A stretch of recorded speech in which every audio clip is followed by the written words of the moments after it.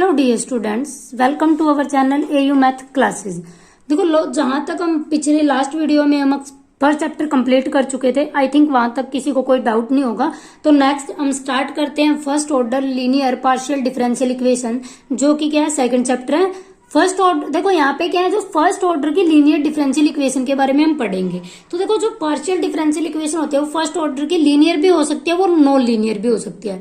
और पीछे जो ओडी मैथ किया होगा तो वहां तक हमने सीख लिया होगा कि लीनियर और नॉन लीनियर क्या होता है। तो देखो लीनियर डिफरेंशियल इक्वेशन क्या होती थी ऑर्डिनरी, जब ऑर्डिनरी डिफरेंशियल इक्वेशन हमने पढ़ा था तो वहां पे हमने क्या किया था कि लीनियर क्या थी, एक तो क्या वो ऑर्डर कितने की हो लेकिन उसकी डिग्री 1 हो, लेकिन पी वाई और D Y by D X कि उनके डेरिवेटिव आपस में मल्टीप्लीकेशन में नहीं होने चाहिए और उनकी डिग्री 1 होनी चाहिए। ठीक है, कि ये हमने पढ़ा था कि लीनियर पार्शियल डिफरेंशियल, जब हमने क्या किया था ओडी सिमिलरली हमारे पास पार्शियल डिफरेंशियल इक्वेशन में आता है, बस यहाँ पे करली डेरिवेटिव यूज करते हैं, बाकी बिल्कुल सेम ही है। तो वहां से जब हमने फर्स्ट किया था तो वहां पे हमने कंप्लीट सॉल्यूशन पर्टिकुलर सॉल्यूशन निकालना सीख लिया था। तो सिमिलरली इसमें भी हुआ, तो थोड़ा सा देखते हैं कि बेसिक कैसे है। तो देखो कंप्लीट सॉल्यूशन फर्स्ट हमारे पास क्या आता है, उसमें भी हमने किया था कि कंप्लीट सॉल्यूशन क्या आता है। देखो कंप्लीट सॉल्यूशन का मतलब क्या होता है कि हमारे पास कोई भी फंक्शन होगा, यहाँ पे कैसा होगा F X Y Z P और क्या होगा कि जो जेड फंक्शन है वो एक्स और वाई का वेरिएबल, एक्स और वाई वेरिएबल के होंगे, जेड यहाँ पे डिपेंडेंट होगा, एक्स और वाई इंडिपेंडेंट होगा। तो हम क्या कहते हैं कि कोई भी सॉल्यूशन होगा, सॉल्यूशन का मतलब क्या है कि जो इस इक्वेशन को सेटिस्फाई कर दे। तो किसी भी सॉल्यूशन को हम कंप्लीट सॉल्यूशन कब कहेंगे कि जितने हमारी इक्वेशन में आर्बिट्रेरी फंक्शन है या फिर आर्बिट्रेरी क्या कहते हैं, जितने भी इस रिलेशन में कि हमारे पास आर्बिट्रेरी कांस्टेंट हो, कितने कि हमारा जो रिलेशन है इतने आर्बिट्रेरी कांस्टेंट हो जितने कि इसमें इंडिपेंडेंट वेरिएबल है। तो यहाँ पे देखो डिपेंडेंट तो जेड और इंडिपेंडेंट कितने एक्स और वाई 2। तो दैट मीन जो हमारा सॉल्यूशन आए कि उसमें क्या हो एक्स वाई जेड और ए और बी 2 आर्बिट्रेरी कांस्टेंट आ जाए, कि जितने हमारे पास इंडिपेंडेंट वेरिएबल है उतने ही हमारे पास आर्बिट्रेरी कांस्टेंट आ जाए, तो हम उसको क्या कहते हैं कंप्लीट सॉल्यूशन। ठीक है, या तो कंप्लीट इंटीग्रल या फिर कंप्लीट सॉल्यूशन। इसी के बेस पे फिर हम क्या निकालते थे पर्टिकुलर सॉल्यूशन। तो देखो पर्टिकुलर जैसे कि इसके नाम से ही पता है कि हमारे पास पर्टिकुलर हो, सभी के लिए ट्रू ना हो, तो दैट मीन्स जब हमारे पास जो ये कांस्टेंट आएगी ना, उन कांस्टेंट को हम वैल्यू दे दें, क्या करें कि उन कांस्टेंट को हम कोई पार्टिकुलर वैल्यू दे दे, तो उसको क्या बोले पार्टिकुलर इंटीग्रल। यानी कि अगर पार्टिकुलर वैल्यू कोई आर्बिट्ररी कांस्टेंट को कोई पार्टिकुलर वैल्यू दे दी जाए तो कंप्लीट सॉल्यूशन क्या बन जाता है पार्टिकुलर इंटीग्रल। ठीक है, तो फिर हमारे पास आता है जनरल सॉल्यूशन, जैसे कि हमने वहां पे भी किया होगा कि कंप्लीट सॉल्यूशन लिख लेते हैं, पूरा क्या करते थे वहां पे पी आई प्लस ऐसा ही कुछ इस टाइप का करते थे। तो यहाँ पे देखो जब हम करेंगे तो वहां से सीखेंगे कि जनरल सॉल्यूशन क्या होता है और फिर सिंगुलर सॉल्यूशन जब आएंगे तो वहां से जब सीखेंगे। अभी हमारे पास 2 ही है, कंप्लीट सॉल्यूशन और पार्टिकुलर सॉल्यूशन।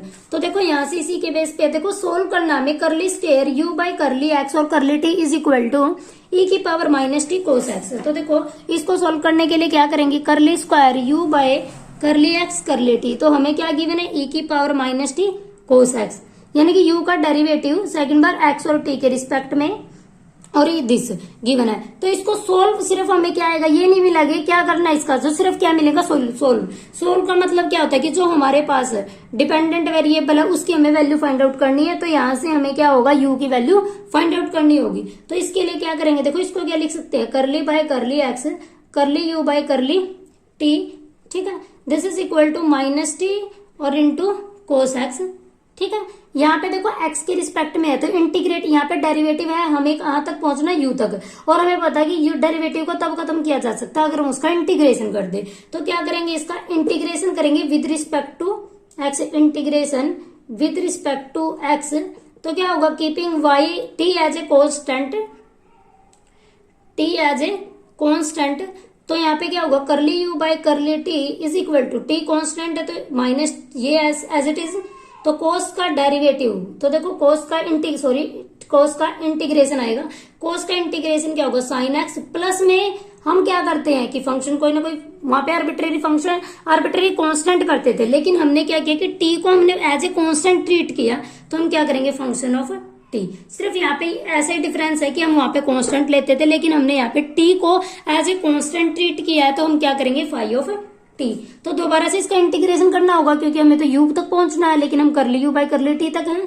तो integrating again with respect to T T के विद रिस्पेक्ट टू करेंगे तो यहाँ पे यू आ जाएगा, साइन एक्स कांस्टेंट की तरह ट्रीट होगा और इसका इंटीग्रेशन ई की पावर माइनस टी और माइनस और साथ में integration of five of T. But हमारे पास जो अब ये टी के रिस्पेक्ट में अब कांस्टेंट किसका, जो कांस्टेंट है विद रिस्पेक्ट टू टी किया तो एक्स आज कांस्टेंट है तो हम फंक्शन एक्स का ऐड कर देते हैं। तो हमारे पास क्या जाएगा, देखो u is equal to minus sine X E की पावर माइनस टी। अब देखो ये कोई ना कोई इसको सोल्व करेंगे तो फंक्शन ऑफ टी आएगा, तो इसको हम कंसीडर कर लेते हैं एफ ऑफ टी और प्लस में psi of X, where phi of T किसको नाम दिया, capital phi of T is equal to integration phi of T और D T. This is our required answer. क्योंकि यहाँ पे क्या किया, जो हमें वेरिएबल, तो यहाँ पे देखो एक्स और टी दो इंडिपेंडेंट वेरिएबल थे तो उसके विद रिस्पेक्ट टू दो हमारे पास आर्बिट्रेरी फंक्शन आ गए। ठीक है, क्योंकि एज ए ट्रेट हुए थे कि एक बार कांस्टेंट टी कंसीडर किया था, एक बार टी एक्स को। ठीक है, इजी है ना, कुछ नहीं करना, सिर्फ इंटीग्रेशन और डेरिवेटिव का खेल है। अगर इंटीग्रेशन डेरिवेटिव आपका बहुत क्लियर है तो कोई दिक्कत नहीं है, आप बहुत ज्यादा इजीली सोल्व कर सकते हो।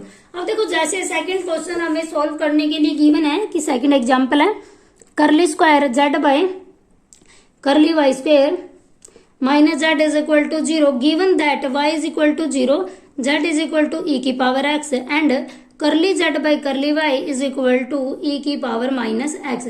ये हमें गिवन है। ठीक है, तो देखो यहां से हमें क्या पता है कि जो z है वो फंक्शन होता है x और y का। अब हमें इसके सॉल्यूशन फाइंड आउट करने हैं।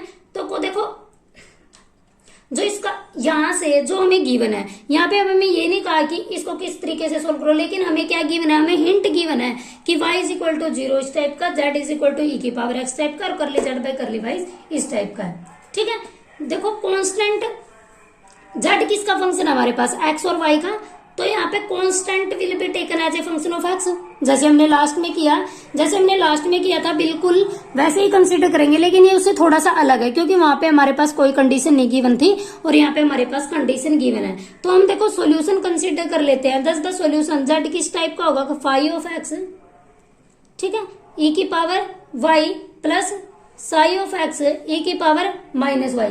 क्योंकि जो ये कांस्टेंट है ये कौन सा हमारे पास, जैसे हम डिफरेंशियल इक्वेशन से एक्सिलरी इक्वेशन पे निकालते थे सेम ऐसा ही है। तो देखो ये कैसे आया, इसको सोल्व करने के लिए हम क्या करेंगे, देखो इसको क्या कंसीडर कर लेंगे, D square curly Z by curly Y को अगर हम डी कंसीडर करते हैं तो ये क्या बन जाएगा, डी स्क्वायर, और यहाँ पे -1 और जेड को ले लेते हैं बाहर, क्योंकि वहां पे हम कंसीडर कर लेते थे जब एक्सिलरी इक्वेशन बनाते थे। तो यहाँ से देखो तो D square is equal to 1, जब इसको -1 को D square -1 is equal to 0, तो यहाँ से D square is equal to 1, तो डी की वैल्यू क्या आई, +-1। ठीक है, यहाँ से जेड किसका फंक्शन था, वाई का, यहाँ पे एक्स के रिस्पेक्ट में फंक्शन है तो हम एक्स को क्या मान लेते हैं, कांस्टेंट। तो हमारे पास जेड क्या आ जाएगा, वहां पे क्या लिखते थे, C1 e की power m1x plus C2 e की पावर -m2x, इस टाइप का लिखते थे कि m2x। तो यहाँ से देखो C1 क्या होते थे, कांस्टेंट, और हमारा फंक्शन y में है तो दैट मीन्स x को कांस्टेंट ट्रीट करेंगे तो हम इसको क्या मान लेते हैं, फाइव ऑफ x, मतलब ये कांस्टेंट है। e की पावर y की x की जगह पे हमारे पास y है और 1 है, तो यहाँ पे कितना जाएगा 1 प्लस, यहाँ पे कंसिडर करेंगे हम जब C1 मानते थे तो उसको नाम देते थे C2 और e की पावर -y। तो हमारा जो सॉल्यूशन है वो इस टाइप का हो जाएगा। तो देखो यहाँ से ये आया कि z कैसे आया, फाइव ऑफ x e की power y plus psi of x e की पावर -y, ये हमारे पास सॉल्यूशन आ जाएगा। ठीक है, तो यहाँ से देखो हमें लेकिन हमें तो ये वैल्यू यूज करनी है। तो फर्स्ट हम क्या करते हैं, when y is equal to 0 तो z की वैल्यू e की पावर x है, तो यहाँ पे पुट करते हैं कि जब इसको इक्वेशन नंबर 1 कंसीडर कर लेते हैं कि जब y को 0 कंसीडर, जब z को e की पावर x लेंगे तो y की वैल्यू 0 है, तो यहाँ पे पुट करेंगे e की power x Sai of x, five of x e की 0 1 plus psi of x e की 0 1, तो यहाँ पे आ जाएगा phi of x plus psi of x is equal to second. ठीक है, तो यहाँ पे एक कंडीशन और हमें गिवन है कि करली z बाय करली y इसके इक्वल है। तो यहाँ से देखो हम इसको डिफरेंशिएट कर देंगे, फर्स्ट को डिफरेंशिएट, क्योंकि यहाँ पे z है तो यहाँ पे करली z बाय करली y है, तो इसको फर्स्ट को डिफरेंशिएट कर देंगे विद रिस्पेक्ट टू y। तो करली z बाय करली y, तो फाइव ऑफ x तो कांस्टेंट है, e की y का e की y, और यहाँ पे जब साई ऑफ x और e की y का क्या करेंगे, e की पावर -y, और इसका हो जाएगा माइनस। ठीक है, दिस इज इक्वेशन नंबर 3, तो फर्स्ट सेकंड और 3। और यहाँ पे क्या किया, जब y की वैल्यू 0 तो ये भी हमारे पास है, तो y इज इक्वल टू 0 तो क्या पुट करेंगे, curly Z by curly Y is equal to E की पावर माइनस एक्स।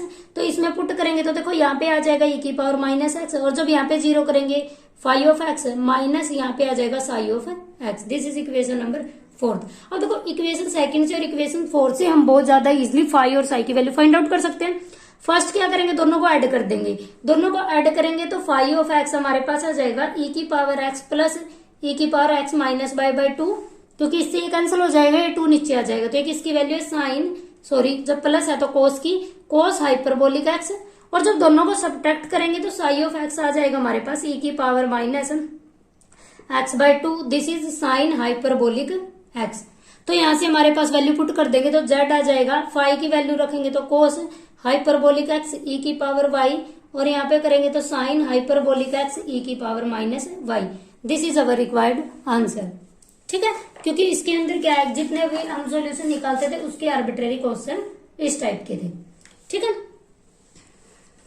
ये टाइप हमारे पास कुछ फर्स्ट थी कि जहां पे हमने क्या किया कि कुछ इस टाइप की थे, लेकिन यहाँ पे कुछ स्टैंडर्ड फॉर्म आ जाती है नेक्स्ट, जो कि मोस्ट इंपोर्टेंट है और जहां से पूरे चांसेस है क्वेश्चन आने के, और बहुत ज्यादा इंपॉर्टेंट भी है वो। तो देखो यहाँ से अब हम इसकी स्टैंडर्ड फॉर्म देखते हैं कि जो स्टैंडर्ड फॉर्म होती है लीनियर डिफरेंशियल इक्वेशन की फर्स्ट ऑर्डर की, वो इस टाइप की होती है। क्योंकि जो अभी अब तक हमने किया वो तो क्या था, करली स्क्वायर बाई जेड इस टाइप का था, वहां पे हमारे पास फर्स्ट ऑर्डर का कुछ नहीं टाइप था। लेकिन जो अब आती है वो हमारे पास इंपॉर्टेंट है।